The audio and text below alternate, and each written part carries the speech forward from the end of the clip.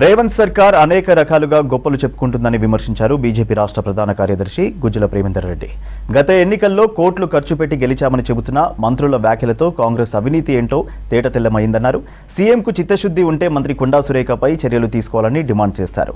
గత ఎన్నికల్లో 70 కోట్లు ఖర్చు పెట్టామని చెబుతున్న వారిపై సీఎం ఎటువంటి చర్యలు తీసుకుంటారో చెప్పాలన్నారు ప్రేమేందర్.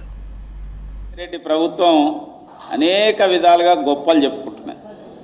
మేము నీతివంతులం, మేము నిజాయితీవంతులం, మేము ప్రజలను ఇబ్బంది పెడతలేమని చెప్పి, కానీ సాక్షాత్తు మీ ఎమ్మెల్యేలు, మీ ఎమ్మెల్సీలు, మీ మంత్రులే మేము ఇన్ని కోట్లు ఖర్చు పెట్టినాం, అన్ని కోట్లు ఖర్చు పెట్టి ఎలక్షన్లో గెలిచినామని చెప్పి చెప్తున్నారు.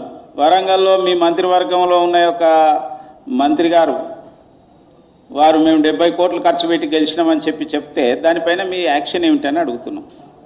ఇవాళ నిజంగా కనుక మీరు చెప్తున్న దానికి అర్థం ఉంటే దానిపైన మీరు యాక్షన్ తీసుకోవాలి. లేదంటే మీ అన్ని గాలి మాటలు అనేది దీన్ని బట్టి అర్థమవుతుంది. మీరు ఇన్ని 100 కోట్లు ఎట్లా మొన్న ఎన్నికలలో ఖర్చు పెట్టి గెలిచిళ్ళు, రెండోది ఇప్పుడు మళ్ళీ వచ్చే ఎన్నికలలో ఒక్కొక్క సీట్లో ఇన్ని కోట్లు ఖర్చు పెడతామని ఎట్లా చెప్తున్నారు.